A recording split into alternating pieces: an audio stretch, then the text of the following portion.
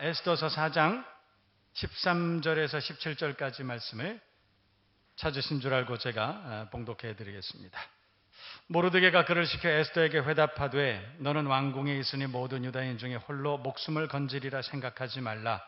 이때에 내가 만일 잠잠하여 말이 없으면 유다인은 다른 데로 말미암아 노임과 구원을 얻으려니와 너와 내 아버지 집은 멸망하리라.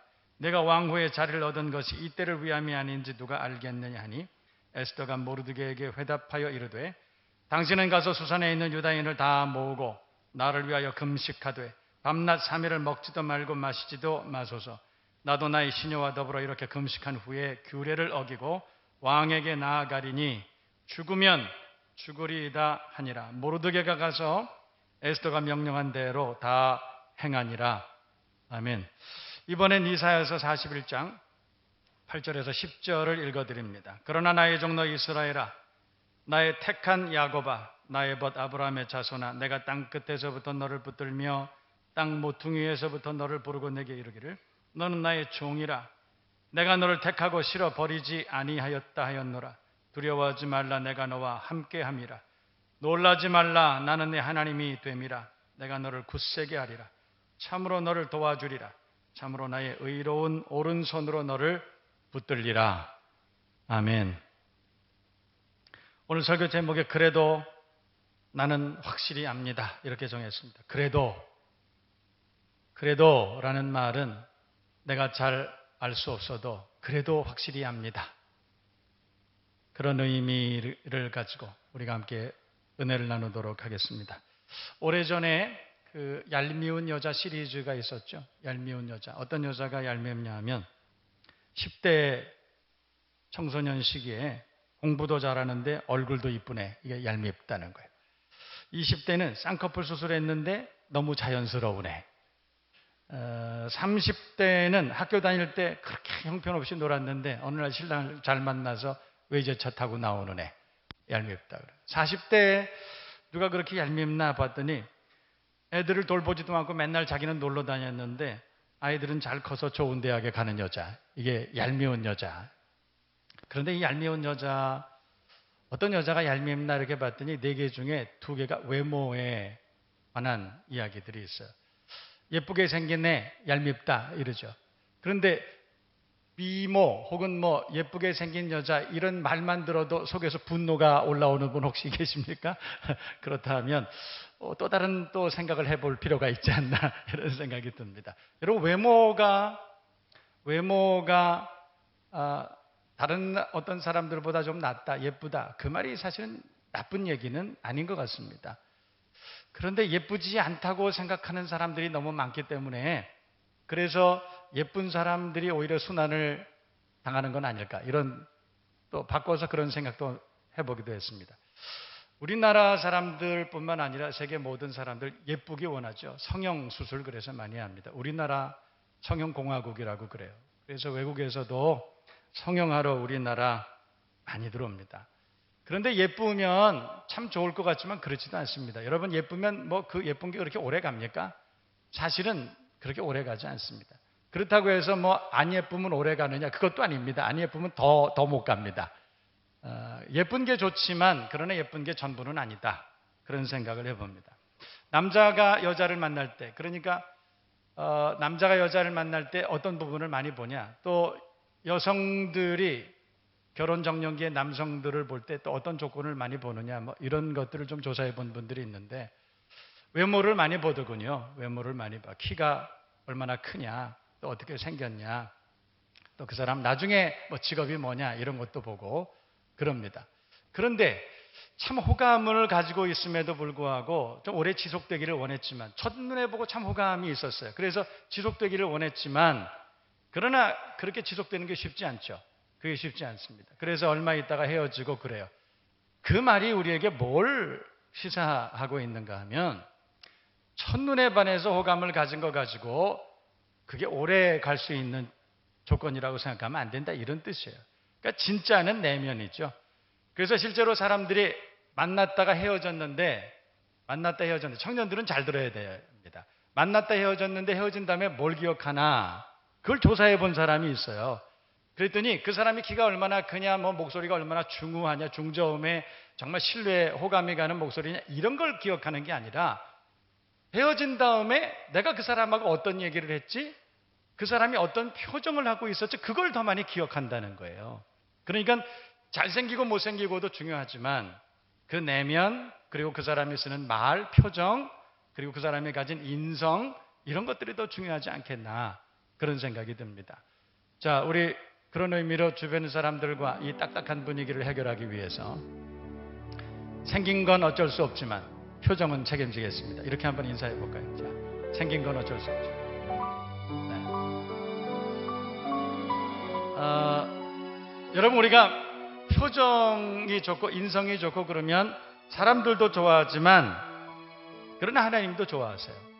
하나님이 쓰시는 사람들은 뭐 잘생기고 뭐 멋있고 건강하고, 물론 그것도 좋겠죠. 그렇지만 실제로는 하나님은 착한 사람, 좋은 사람, 표정이 좋은 사람, 많은 사람들에게 칭찬받는 사람, 그런 분들을 쓰시는 것 같더라고요. 저와 여러분 모두가, 또 우리 교회가 하나님 앞에 그렇게 인정받을 수 있는, 하나님께서 호감형이라고 말씀하실 수 있는 그런 믿음의 사람 되시기를 주님의 이름으로 축원합니다. 제가 오늘 설교하기 전에 왜 자꾸 그 미모에 대해서 이렇게 제가 자꾸 얘기를 했냐면, 오늘 성경의 주인공이 미모의 여성이기 때문에 그렇습니다. 오늘 성경 우리가 에스더서를 보고 있죠. 오늘 주인공이 에스더입니다.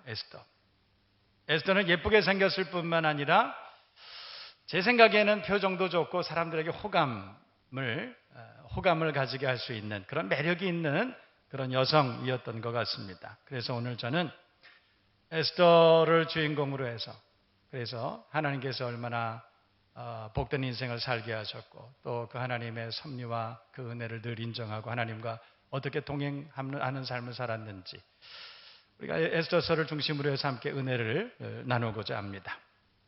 주인공 에스더는 유다가 멸망하기 전에 바벨론으로 억지로 포로로 끌려갔던 사람이죠. 여러분, 바벨론은 이 티그리스강, 유프라테스강 이 인근의 메소포타미아 유역에, 그 지역은 계속해서 이렇게 큰 제국들이 흥망성쇠했던 그런 곳인데, 그곳으로 포로로 어렸을 때 끌려갔던 그런 한 아이였었습니다. 어렸을 때부터 에스더는 그 바벨론에서 자라났어요. 피정복민으로서 그렇게 자라났겠죠. 차별은 좀 있었을 겁니다. 그러나 제 생각에는 그래요. 그게 크게 불만 없이 그렇게 살지 않았겠느냐. 차별은 좀 받았겠지만 그러나 뭐 큰 우여곡절 없이 그냥 평탄하게 동네의 예쁜 아이, 아마 그 정도로 살고 있었지 않을까, 그렇게 생각이 됩니다. 그런데 어느 날 오늘 성경을 보면 그의 삶에 갑작스러운 일들이 예기치 않게 일어나기 시작합니다.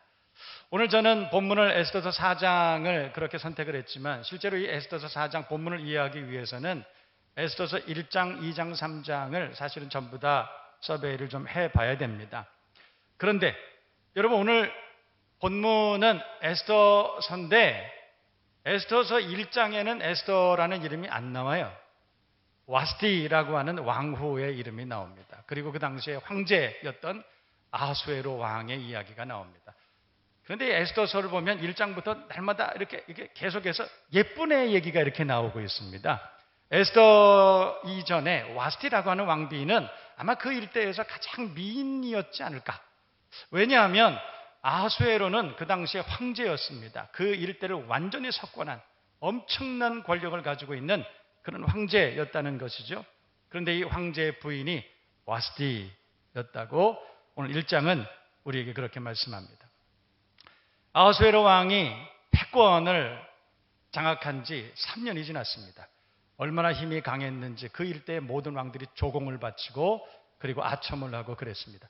오늘 성경에 보면 이 3년이 지난 다음에 이 아하수에로 왕이 내가 얼마나 큰 권력을 가지고 있는지 과시하기 위해서 축하 연회를 6개월이나 했다는 거예요. 자기의 권력을 좀 과시하기 위해서 6개월이나 이 잔치를 벌이게 됐는데, 인근에 있는 7나라의 왕들이 조공을 가지고 이 아하수에로 왕에게 아첨을 하러 왔습니다. 그런데 여러분, 이 권력을 가진 남자들이 그런 경향이 있는 것 같긴 한데 오늘 성경을 보면 어느 날 1장에 그런 이야기가 기록이 되어 있어요. 이 아하수에로 왕이 이 왕들이 와서 자기에게 아첨을 하고 그 여러 나라의 대신들이 와서 자기에게 부복을 하고 그리고 왕이여 만세수를 하옵소서 막 그렇게 하고 있는 그때 문득 아하수에로 왕이 무슨 생각이 들었냐면 내가 이 와스티를 이 사람들한테 한번 자랑하고 싶다 이런 생각이 들었던 거예요. 아까 우리가 함께 말씀을 나눴지만 이 와스티는 그때 당시에 그 일대에서 가장 미인이었지 않을까.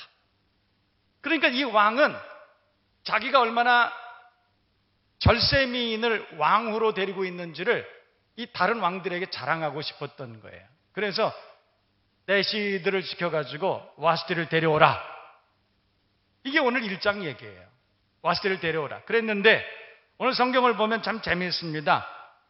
와스티를 데리고 오라 그랬는데 안 와요. 안 와요. 12절 보면 와스티가 안 와요. 그러니까 이쁜 것들은 꼭 그런 데가 있어요. 오라고 그랬는데 이 와스티가 어떤 핑계를 댔는지 모르지만 못 가요 이랬던 거예요. 그랬더니 그때 그 옆에 있던 그 여러 나라에서 조공을 바치러 왔던 왕들이 이 아하수에로에게 아첨을 하기 위해서 이런 말을 합니다. 왕이요, 왕이 말하는데 어떤 사람이 거역을 할 수가 있습니까? 왕후라고 하더라도 어떤 사람이 왕의 앞에서 거절할 수 있습니까? 만약에 왕후가 그랬다면 그 왕후는 폐위돼야 됩니다. 이렇게 얘기를 한 거예요. 드라마가 시작된 거예요. 하나님의 드라마가 시작된 것입니다. 그래서 왕이 그 얘기를 듣고 와스티를 폐위하죠. 1장 14절 얘기예요.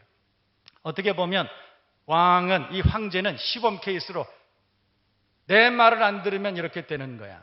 그 아마 본때를 보여주려고 아마 그랬겠죠. 시범 케이스로 와스티를 폐위하게 됐습니다. 그리고 어김없이 또 하나의 예쁜 여자가 등장하죠. 누구예요? 에스더가 등장을 합니다. 그리고 우여곡절을 겪은 끝에 드디어 에스더가 왕후가 되었다. 여러분, 에스더서가 이야기를 하려고, 예쁜 에스더가 왕후가 되었다 이 얘기를 하려고 성경에 에스더서가 기록이 편입이 됐었을까요? 절대 그렇지 않죠.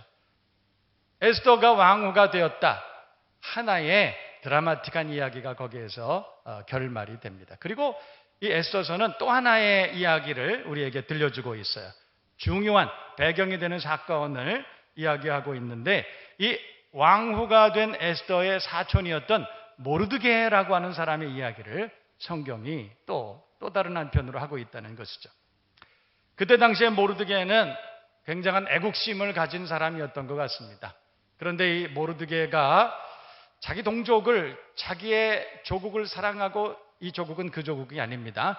자기의 조국을 사랑하고 자기 동족을 사랑하고 그러고 있었던 것을 이 모르드게의 정적이었던 하만이라고 하는 사람이 알고 있었던 거예요. 그러니까 하만은 어떻게 하면 이 모르드게를 괴롭게 할까? 어떻게 하면 이 모르드게를 참패하게 만들고 모르드게를 극복할까? 이 생각만 하고 있었던 것 같아요. 그러니까 모르드게가 자기의 조국을 그렇게 사랑하는 걸 보고 내가 저 유다 민족들을 몰살시킬 것이다. 하만이 그렇게 마음을 먹은 거예요. 그래서 호시탐탐 유대인들을 몰살시킬 수 있는 계획을 짭니다. 그런데 낱말은 새가 듣고 반말 쥐가 듣습니다. 이 하만의 계획을 사람들이 알게 된 거예요. 그래서 이 계획을 모르드게에게 가서 이야기합니다. 큰일 났습니다. 당시에 하만은 아하수에로 왕의 총애를 받던 대신 중에 하나였습니다. 그러니까 하만이 만약에 잘못된 근거 없는 얘기들을, 가짜 뉴스를 아하수에로에게 잘못 얘기하면 유다 민족은, 자기의 조국은 완전히 사라져 버리는 거예요. 큰일 난 거예요. 그래서 모르드게가 어느 날 이 문제를 해결하기 위해서 에스더를 찾아갔다. 이게 1장, 2장, 3장, 4장까지의 이야기가 됩니다. 그리고 오늘 성경 본문에 모르드게가 왕후가 된 에스더를 찾아가서 그 얘기를 한 거예요. 다시 한번 볼까요? 여러분 성경 보세요. 성경 보시면 에스더서 4장 13절에서 17절까지 모르드게가 13절에 너 왕에게 가서 민족을 위해서 이런 얘기를 해야 돼. 그러면서 14절, 이때에 내가 만일 잠잠하여 말이 없으면 유다인은 다른 데로 말미암아 노임과 구원을 얻으려니와 너와 내 아버지 집은 멸망할 것이다. 그러면서 내가 왕후의 자리를 얻은 것이 이때를 위함이 아닌지 누가 알겠느냐. 개역 한글에서는 내가 왕후의 위를 얻은 것이 이때를 위함이 아닌지 누가 알겠느냐. 내가 만약에 내 제안을 받아들이지 않으면 유다인은, 하나님이 유다인을 사랑하시기 때문에 유다인은 다른 데로 말미암아 노임과 구원을 얻으려니와 너와 내 집은 멸망할 것이다. 이렇게 얘기했다는 거예요. 난감하죠. 난감합니다. 오늘 14절 말씀을 가만히 보면 에스더가 얼마나 난감했겠어요. 제 생각에는 에스더는 그렇게 애국심이 있었던 것 같지는 않습니다.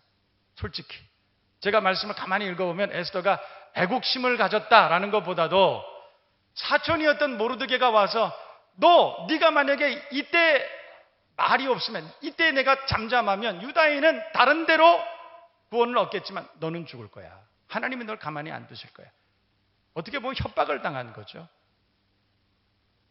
에스더가 그렇게 여성으로서 대단한 무슨 애국심을 가지고 있었겠습니까? 난 그런 것 같지는 않고, 그냥 에스더는, 제가 생각할 때는 에스더는 그 당시에 동네 예쁜 여자애였었어요.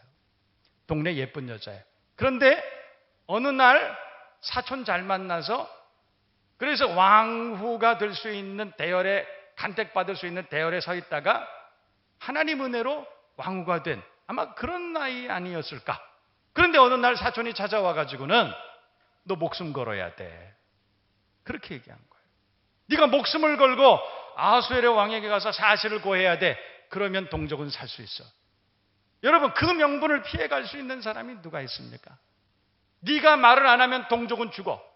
조국은 죽는 거야. 네가 말하면 나라가 살아. 동족이 사는 거야. 이렇게 얘기하는데, 아니야, 나는 못 들은 걸로 할래. 난 도망갈 거야. 여러분, 그렇게 말할 수 있는 사람이 누가 있어요? 저는 이 성경의 그 행간을 가만히 묵상을 해봤어요. 그랬더니 그런 생각이 들었던 거예요.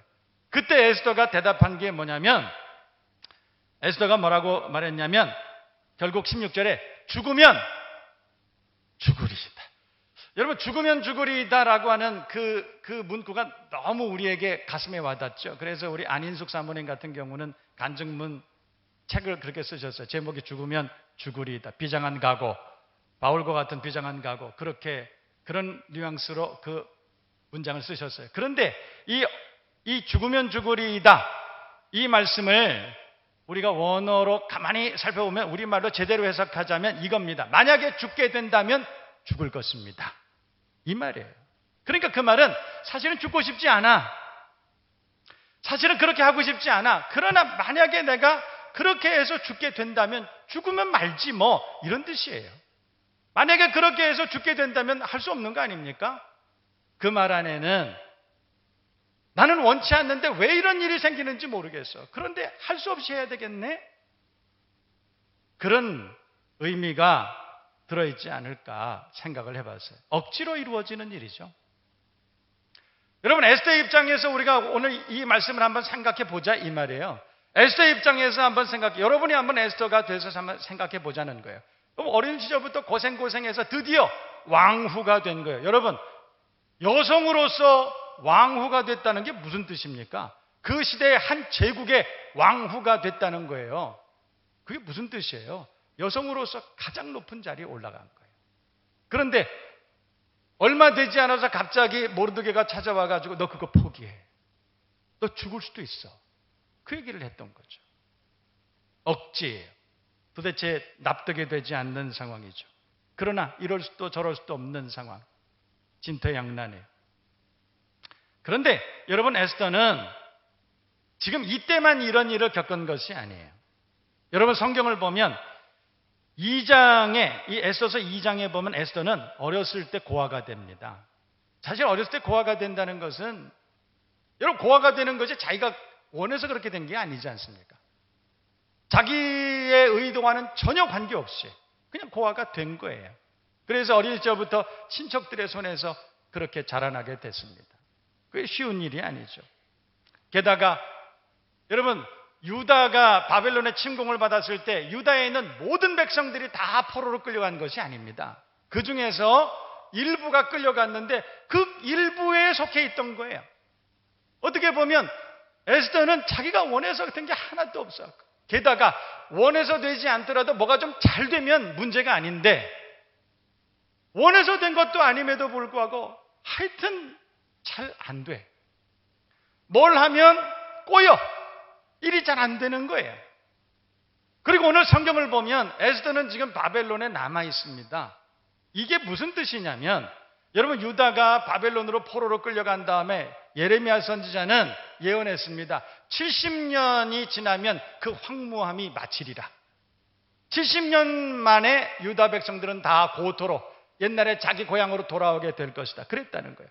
그래서 실제로 70년이 끝난 다음에 바사 페르시아 왕 고레스라고 하는 사람이 제일 처음에 황제가 되면서 유다 모든 포로들을 다 돌려보냈어요. 그런데 오늘 에스더는 지금 어디에 있습니까? 여전히 페르시아에 남아있는 거예요. 그러니까 다른 모든 친구들과 동족들은 다 고향으로 돌아갔는데 지금 에스더만은 돌아가지 못하고 있다는 거죠. 여러분 그게 무슨 뜻인가 하면 어렸을 때부터 세상에 꼬여도 이렇게 꼬일 수가 없어. 뭐가 잘 된다 싶으면 여지없이 중간에 뭐 변수가 일어나서 망가지는 거예요. 다른 사람들은 다 평범하게 그렇게 다 돼가고 있는데 나는 이상하게 잘 안 되는 거예요. 심지어는 왕후까지 됐는데 사촌이 와가지고 너 목숨을 걸어야 돼. 안 그러면 동족이 다 죽어. 조국이 망해. 이러지도 못하고 저러지도 못하고 지금 이런 상황이 된 거예요. 그게 오늘 성경 얘기입니다. 저는 이 본문을 보면서 그런 생각을 해봤어요. 만약에 내가 에스더였다면 이런 생각 해봤어요. 여러분이 혹시 에스더였다면 무슨 생각을 하고 있을까요? 오늘 왕후가 돼가지고 와 정말 이제 고생 끝, 이제 행복 시작 이렇게 생각을 했는데 그런데 이게 산 넘어 산이에요. 엎친 데 덮친 거예요. 설상가상. 이게 무슨 일입니까? 가만히 생각해 보니까 자기 인생을 되돌아보니까 도대체 되는 일이 하나도 없어요. 남들보다 얼굴은 예쁘장하게 생겨서 사람들은 에스야 너는 참 예쁘구나 머리 쓰다듬어주고 칭찬하고 그랬지만 실제로 그의 삶은 완전히 꼬여가고 있었어요. 여러분 어떻게 생각하세요? 하나님은 왜 나를 이렇게 왜 내 인생을 왜 그렇게 꼬이게 만드시지? 아니 도대체 하나님은 왜 나를 이렇게 미워하시지? 뭘 좀 잘 될 만하면 이런 일 하게 만들고 잘 될 만하면 이렇게 만들고 왜 그러시지? 그러나 오늘 성경 제가 4장까지 봅니다. 에스더서 끝까지를 한번 여러분 다 읽어보셨어요? 결국 에스더는 자기의 조국을 구합니다. 불임절의 기원이 되는 위대한 사건의 주인공이 됩니다. 그리고 수천 년이 지난 지금에도 많은 사람들이 에스더를 존경합니다. 자기의 뜻대로 되지 않았지만 자기 인생이 자기의 계획대로 되지 않았지만 그러나 에스더는 하나님의 계획 안에 삽니다. 어렸을 때 예쁜 아이 에스더를 그 바벨론 척박한 땅에 보내신 이도 하나님이시고 가만히 지나고 나니 모든 세월이 다 지나고 나니 깨닫는 거예요. 다른 사람들은 다 고국으로 돌아갔지만 돌아가지 않게 된 그 이유도 생각해 보니 하나님이 계획하신 거였구나. 그냥 그저 그렇게 동네에서 예쁜 여자애로 그렇게 살았다면 동네 건달 같은 놈 만나가지고 어떻게 알콩달콩 그래도 뭐 그렇게 살다가 끝났을 텐데 그렇게 사는 것이 아니라 더 위대한 하나님의 일 가운데 그를 초청해 주셨고 나중에 세월이 가면 깨달아지는 거겠죠. 오늘 성경 에스더서 마지막 장은 그의 해피엔딩을 그렇게 정리하고 있습니다. 저는 이 말씀을 보면서 저 스스로를 한번 돌이켜봤어요. 가만히 생각해 보니까 지난 60년 가까운 세월을 가만히 생각해 보니까 내 생각대로 된 게 하나도 없어요. 어떻게 이렇게 철저하게 내 생각대로 하나도 안 됐는지 몰라. 어떻게 살다 보니까 내가 여러분들에게 설교하고 있더라고요. 어떻게 지나오다 보니까 내가 어느 날 보니까 목사가 돼 있더라고. 도대체 내 마음대로 된 것이 하나도 없어요. 그러다 제가 한번 곰곰이 생각해 봤어요. 만약에 내가 내 마음대로 인생을 살 수 있었다면 어떤 일이 일어났을까? 내가 내 뜻대로 내 계획대로 모든 것들이 다 그렇게 내 마음대로 됐으면 어떻게 됐었을까? 생각해 보니까 끔찍해요. 왜냐하면 내가 나를 너무 잘 알고 있잖아. 나 같은 못된 인격과 영성과 감성을 가진 못된 생각을 가지고 못된 가치관을 가지고 그렇게 살았던 내가 내 마음대로 내 계획대로 순풍순풍 승승장구 그렇게 살았다면 나는 지금쯤 하나님이 쓰실 수 없는 흉기가 되어 있었을 수도 있다. 그런 생각이 들더라고요. 그때마다 하나님께서는 막아주시고 못한 것들을 다 부숴주시고 갈아주시고 새롭게 하시고 바꿔주시고 그래서 하나님께서 내 인생을 내 뜻이 아닌 하나님의 뜻 가운데 인도하셔서 어느 날 보니까 내가 여러분에게 지금 이렇게 설교하고 있더라. 생각해 보니 하나님의 은혜, 나를 나보다 더 잘 알고 계신 하나님께서 나를 만들어 가시고 섭리하시고 인도해 주신 거예요.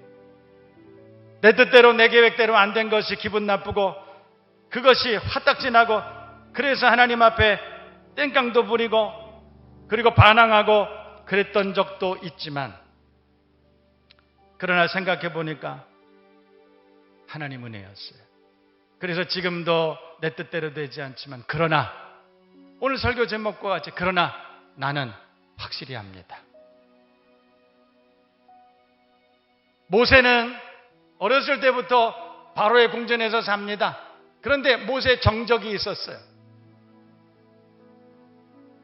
투트 모세가 그 이전에 50년 넘게 선정을 베풀었습니다. 그래서 신과 같은 존재였죠. 후계자를 뽑는 거예요. 사실은 모세가 후계자였었어요. 그를 지원하는 정치적인 세력이 있었습니다. 그런데 아멘호텝 2세가 모세의 정적이었어요. 가만히 둘 수가 없어요. 어느 날 그의 가장 큰 약점을 발견하게 된 거죠. 헤브루였었습니다. 그래서 그가 그걸 터뜨린 거예요. 그래서 어느 날 모세는 도망가죠. 광야로 도망갑니다. 그리고 자기가 가장 가증하게 여겼던 양을 치는 목동이 되었습니다. 그때 모세는 무슨 생각했을까요? 40년 동안 내가 이렇게 바로의 궁전에서 그리고 제2의 제3의 바로가 되기 위해서 이렇게 잘 준비되었는데 어느 날 그렇게 된 거예요. 어느 날 그렇게 된 거예요. 자기의 뜻과는 전혀 관계없어요. 자기의 의도와는 전혀 관계없이 인생이 흘러가고 있어요. 그러다가 또 40년이 지납니다. 이제는 모든 걸 다 포기했어요. 장인 이드로와 함께 광야에서 양칩니다. 여러분 양치는 거 얼마나 힘든 줄 아세요? 광야 가보셨습니까? 한번 양치러 한 떼, 두 떼를 몰고 나가면 몇 달이 돼도 돌아오지 못해요. 초원을 따라 다녀야 되기 때문에. 그 사람의 삶이 얼마나 고단하고 피곤한지 아세요? 80세가 됐습니다. 포기할 때가 됐죠. 그리고 어느 날 자기의 인생을 반추하면서 이제는 반쯤 포기했던 그때 하나님이 갑자기 모세를 만나 주시는 거예요. 불붙은 가시떨기 나무에서 주님께서 모세야 부르신 거예요. 그리고 이 백성들을 위해서 돌아가라.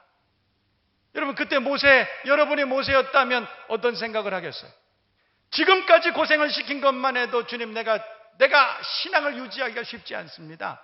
그런데 이제 80세가 됐는데 내가 다시 애굽으로 돌아가서 그것도 내가 인정할 수도 없는 그 히브리 사람들을 내가 내 손으로 구출하라고요? 오늘 에스더와 비슷한 생각을 하지 않았겠어요? 도대체 그 인생이 자기 뜻대로 되지 않습니다. 화딱지나는 거예요. 그러나 여러분 성경은 하나님께서 모세를 통해서 위대한 일을 하십니다. 그때까지 하나님은 모세를 철저하게 인도하고 계셨던 거예요. 바구니를 타고 바로의 고모 여동생의 눈에 발견되게 하신 것도 하나님이시고 40년 동안 이후에 이스라엘을 지도하기에 부족함이 없도록 전략과 전술과 군사학을 수학을 배우게 하신 이도 하나님이시고 정적을 만나게 하신 이도 하나님이시고 도망가게 하신 이도 하나님이시고 광야에서 40년 동안 양떼를 치게 하신 이도 하나님이시고 그리고 그 동족에게로 보내시는 이도 하나님이신 거예요. 그걸 나중에 모세가 깨달았어요. 여러분, 우리가 사는 우리의 삶의 환경들을 돌아보면 도대체 이해할 수 없는 일들이 많습니다. 도대체 받아들일 수 없는 일이 너무 많습니다. 이해가 되지 않아요. 하나님이 살아계시다면 어떻게 내 주변에 이런 일이 일어날 수 있어요? 여러분 기억하세요. 하나님이 살아계시기 때문에 그런 일이 일어나는 거예요.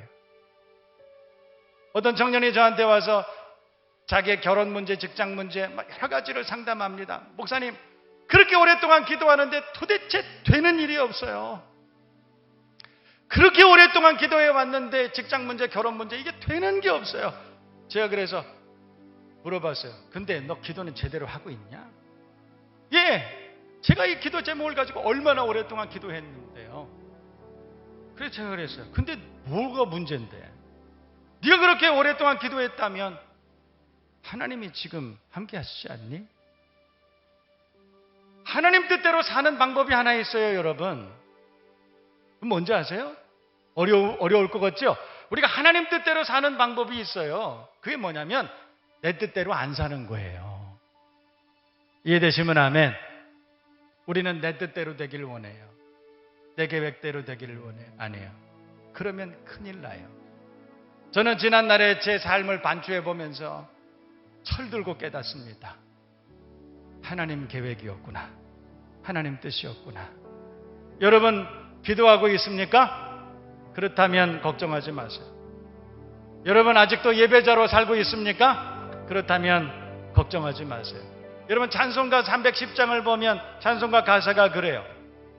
아, 하나님의 은혜로 있을 데 없는 자 왜 구속해 주는지 난 알 수 없도다.